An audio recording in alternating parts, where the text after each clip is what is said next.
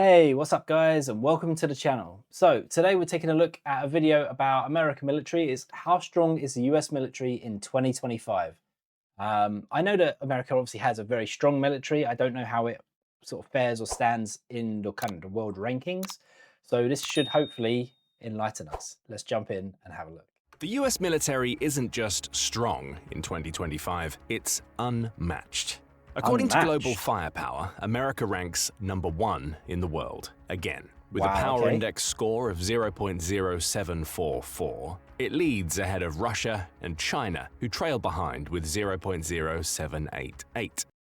Okay, the index thing means nothing to me, but I didn't actually know that America was #1. That's actually bad. That might sound close, but in military terms, it's a massive gap. Because when it comes to raw firepower, funding, global reach, and speed, no one even comes close. Today we're breaking down exactly how the US keeps its edge, from trillions in defense spending to unmatched manpower, aircraft, and naval dominance. Let's start where military power begins: money. Money is one of the most important factors in determining a country's military strength, as it costs a colossal amount of money to forge a strong force. Millions of dollars can go into the production of a single tank, for example, with some of the world's finest fighter jets having 9-figure price tags. Then there are the costs of the many smaller vehicles, weapons, and other pieces of equipment a strong military needs, plus funds for training and paying active duty personnel, from soldiers to mechanics, engineers, pilots, and more. It's no secret that the US spends heavily on defense. Whether you look at recent years or go back further in history, it's constantly had the biggest military budget by far, sometimes spending up to 10% of the country's entire gross domestic product, or GDP, on defense. That's bad. In 2025, the US is expected to spend just under $900 billion on its military, which is over 3% of its GDP.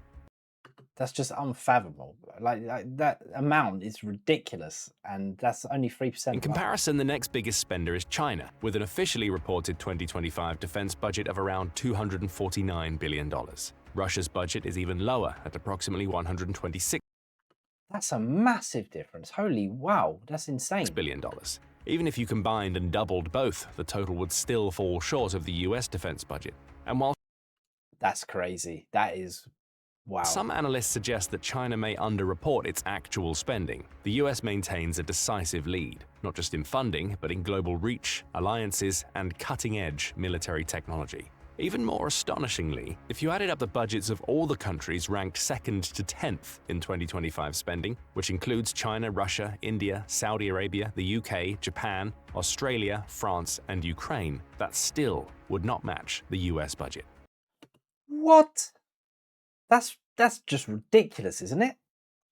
Wow. Next, let's look at manpower. People are the beating heart of the army. They're the ones who man the tanks, pilot the jets, fire the rifles, and so much more. You need trained, willing, and skilled fighters to build a truly strong fighting force, and the US certainly has plenty of those. But there are several different ways to measure manpower, and the US doesn't top the list in every single one, so let's go through them and explore the value of each. First, available military manpower. This tells us how many people each country could mobilize in the most extreme situations, like full-scale global warfare or a major invasion. According to GFP, the US could call on around 150 million people in total, which is close to half of the country's population.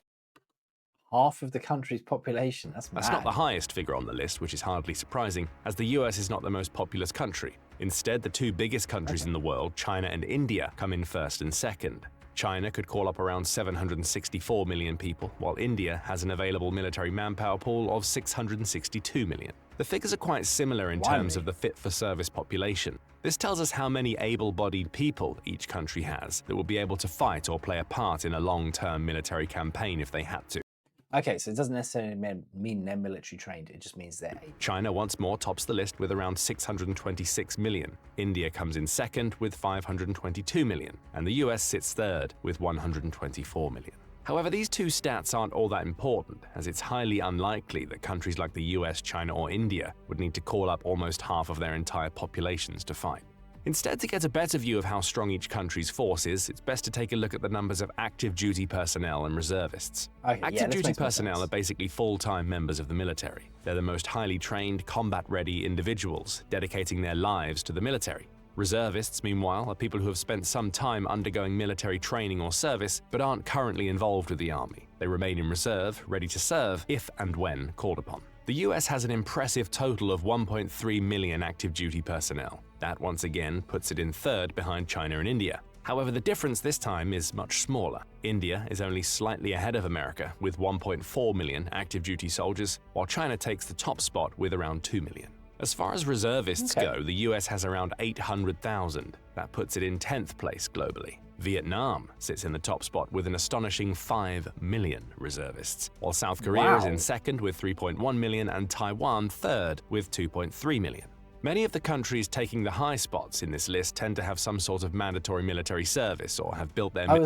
I was thinking this as well, because I remember when I watched Jolly and they're going through the kind of the Korean military service. It was like a mandatory thing. They come of age and they have to kind of participate for military strategies around having high numbers of reservists rather than paying too many full-time salaries for active duty personnel.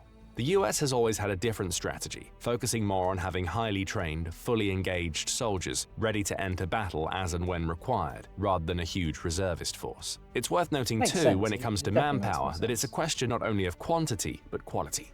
A country could have 5 million soldiers but lack the infrastructure needed to properly train them for combat or equip them with the kinds of vehicles and weapons needed to outmatch their enemies. In contrast, the US has some of the strictest and most effective military training programs anywhere on Earth.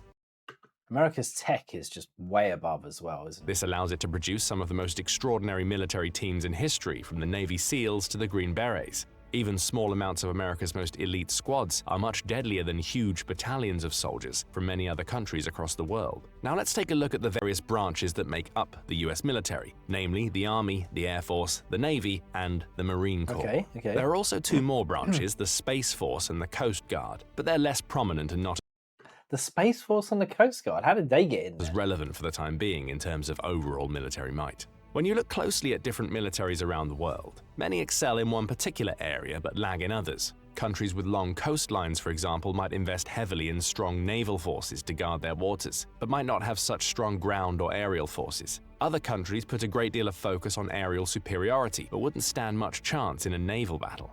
One of the ways in which the US has always stood out is the overall balance of its military. Whether fighting on the ground, in the air, or at sea, the US always remains one of the strongest and most formidable forces for any opponent to overcome. It's dominant in all domains, but there are still a few important differences between them. The US Army, for example, is the biggest of all the US military branches. It has over 450,000 active duty personnel, with more than 325,000 National Guard members and over 175,000 Army Reserve personnel, adding up to over 950,000 soldiers in total. The Air Force comes next, with around 495,000 members overall. That includes 322,000 active duty personnel, 105 members of the Air National Guard, and 68,000 reservists. Then there's the Navy. The branch has around 337,000 active duty members, with 58,000 in reserve for a total of approximately 438,000.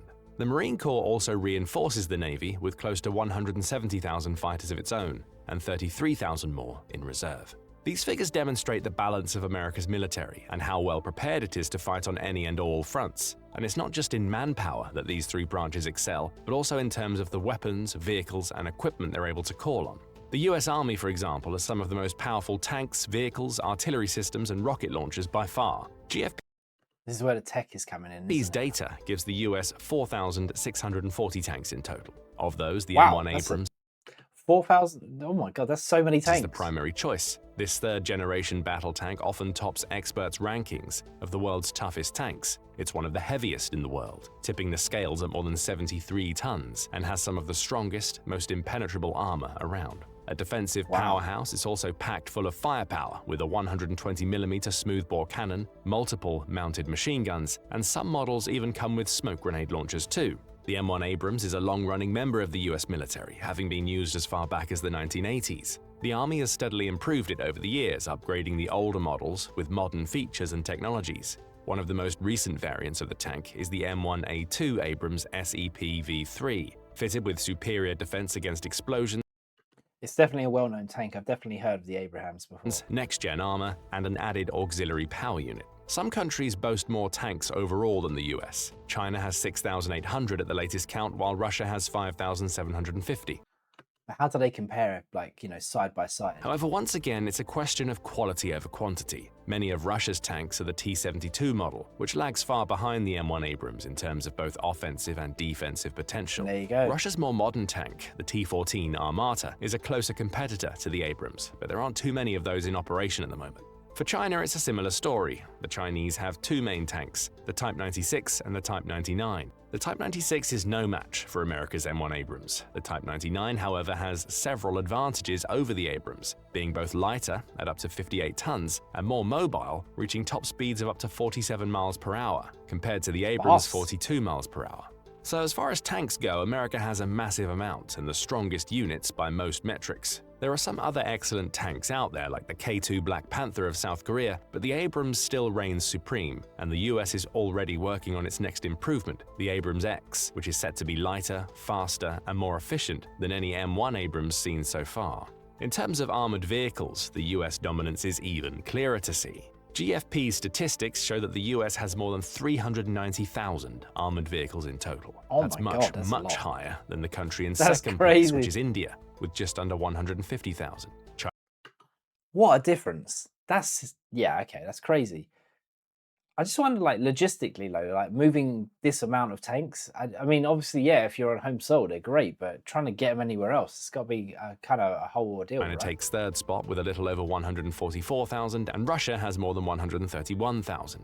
In other words, even if you added all of Russia and China's vehicles, the US would still have more. But again, we have to ridiculous. talk about So quality, ridiculous. not just quantity. Luckily for the US, the quality of its armored vehicles is second to none. It has an extensive and diverse fleet of vehicles, each one with its own assigned tasks and features. But this is how it should be as well, right? Like, if you're that dominant in your military stuff, like, and because you guys invest in it as well, you've got everything is up to date. It's the best it can be. You're working with the best tech, and I think that goes a long way. Some are good for transporting troops in large numbers across tricky terrain. Others are designed for support and evacuation. Others still are more offensively focused, boasting their own weapons and armaments. There are the Bradley Fighting Vehicles, or BFVs, for example. Several thousand of these vehicles are in action today, with many boasting 25mm chain guns and Tau missile launchers, which is enough firepower to take out enemy tanks at distances of up to 13,000 feet. Numerous other vehicles 13,000 feet. I can't even fathom how far that is. That sounds really far, though. Like, if it was in miles or something, it'd be probably make up the US Army's expansive fleet, including Strykers, M88s, M113s, and MRAPs. They help with reconnaissance, transport, towing damaged vehicles to be repaired, and even helping units safely traverse areas with hidden mines and explosive devices. Moving on to artillery, this is one area in which the US is a little lacking. It boasts 671 self-propelled artillery systems, which pales in comparison to Russia's 5,000 and China's 3,500. With 1,212 towed artillery systems, America again falls behind multiple rivals, including Russia with 8,500 and South Korea with 4,400. For rocket projectors, the US sits fifth in the rankings with 641. China has 2,750 and Russia has more than 3,000. This then is an area in which the US could consider investing in or developing further if it wants to keep up with the competition. Now let's take off and explore America's extraordinary Air Force. As far as aerial combat goes, the US is unmatched. No other country even comes close, no matter which metric you look at. In terms of total aircraft, for example, the US has over 13,000. That's more than China and Russia put together, with 3,300 for China and 4,300 for Russia. The quality of America's aircraft is also undisputed, with some of the greatest, most expensive, and most powerful bombers and jets the world has ever seen. Let's start with the bombers. The US is one of only a small number of countries to boast of its own bomber fleet, capable of dropping both conventional and nuclear bombs. The likes of B-2 Spirits and B-1B Lancers form that fleet. The Spirits cost over $1 billion each, but the US still has around 20 of them, which is easily enough to wipe I wonder how many you guys have, because if they're $1 billion each, Jesus. out huge numbers of ground forces or even entire bases. The B-2s can even drop nuclear warheads if needed, as well as bunker-busting bombs that can penetrate hundreds of feet into the earth. Then there are the jets. Look at any list of the world's best jets, and you're sure to see US Air Force models claiming several of the top spots, like the F-22 Raptor and the F-35 Lightning II. These jets are extraordinarily fast and capable of breaking the sound barrier without any trouble whatsoever. The F-22 can go twice as quick as sound, soaring to heights of 50,000 feet or more, and flying for more than 1,850 miles before it needs to refuel. The F-35 is another aerial titan with superior stealth qualities and ferocious firepower to outmatch almost any enemy jet it could encounter. The Air Force has hundreds of these jets, around 180 F-22s and more than 300 F-35s, backed up by hundreds of slightly less advanced but still powerful models, like the F-15s and F-16s. Other countries have some stellar jets of their own, like the Chinese Chengdu J-20 Mighty Dragon or the Russian Sukhoi Su-57, but the total strength of the US Air Force places it far ahead of either of its main rivals. And the impressive statistics don't stop there.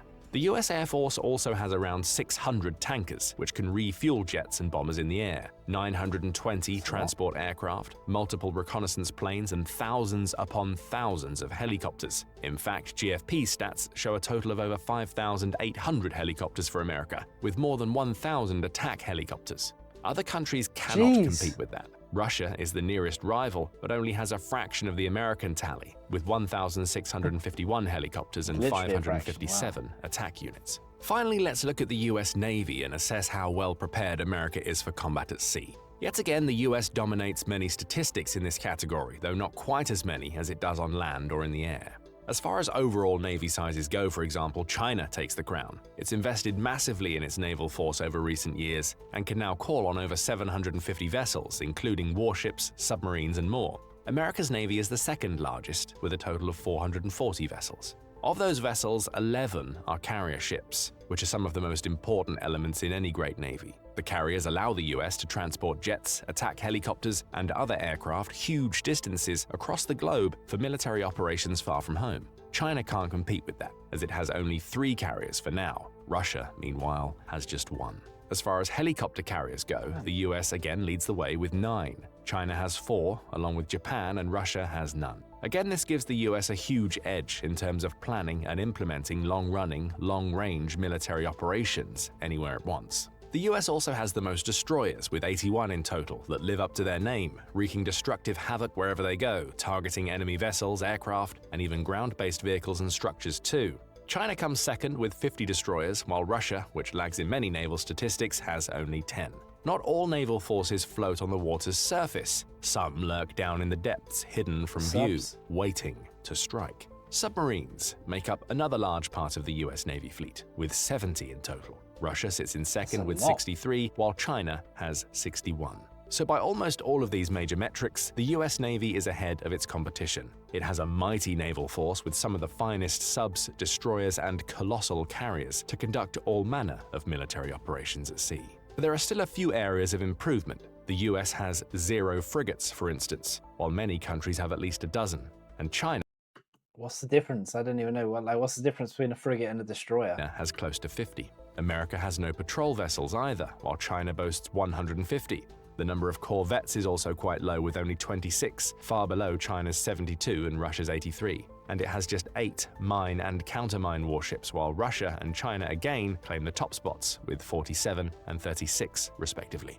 It's worth noting, however, that the US already has plans underway to construct more frigates and corvettes to keep pace with growing naval forces in the East. Add to that the fact that the US is working on next-generation jets, tanks, vehicles, and surveillance systems, and boasts the world's greatest military intelligence capabilities. And it's clear to see that no other country comes close to America when it comes to defense. And it's likely to remain that way for many more years to come, with the US committed to keeping defense spending high and maintaining its position as the world's undisputed #1 military power. Can you see any other country coming close to the US military in years to come, or even overtaking the US someday?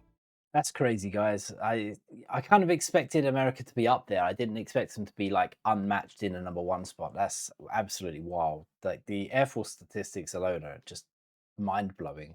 But all around, it's just crazy. And I think when you've got such a big budget like that, like I mean, literally their budget it was like double Russia and China's combined or something like that, wasn't it? It was absolutely astronomical. And I think when you invest in that much, it's just goes without saying you're probably going to be the top spot. And it's just crazy, to be honest. It's mind blowing how much these things cost and how many of each like you guys have and everybody else has, to be honest. But Yeah, it's just crazy.